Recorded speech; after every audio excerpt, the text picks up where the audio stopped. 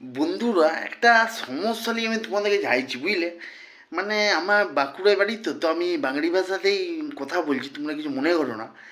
তো সমস্যাটা হচ্ছে মানে শীতকাল আর গ্রীষ্মকালের যে এই সমস্যাটা বিরাট সমস্যা।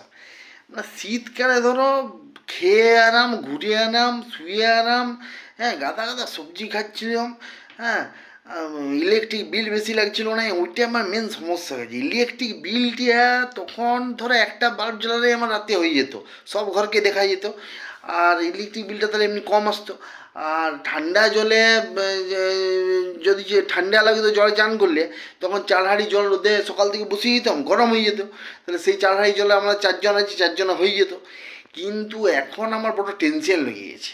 সেটা হচ্ছে যে এখন গ্রীষ্মকালে এই এখন থেকে বনবন বনবন করে ফ্যান ঘুরাচ্ছে, কিন্তু আমি কাউ কিছু বলতেও পারছি না। মানে যে ফ্যানটা অফ করো, ইয়া করো, বুঝতেও পারছি না। তো এইটা নিয়ে আমার রাত দিন মানে এত টেনশন হচ্ছে, রাতে ঘুম হচ্ছে না। যে এবার ইলেকট্রিক বিল তো গাদা গাদা আসবে, খেতেও হবে পেটে। তো এবার কী করে যে এটা অ্যাডজাস্টটা করবো আমি সেটা বুঝতে পারছি না। এরপর ধরো যা এখন থেকে যদি ফ্যান ঘুরে বা কেন পুজো মাস পর্যন্ত এখন ফ্যান ঘুরবে।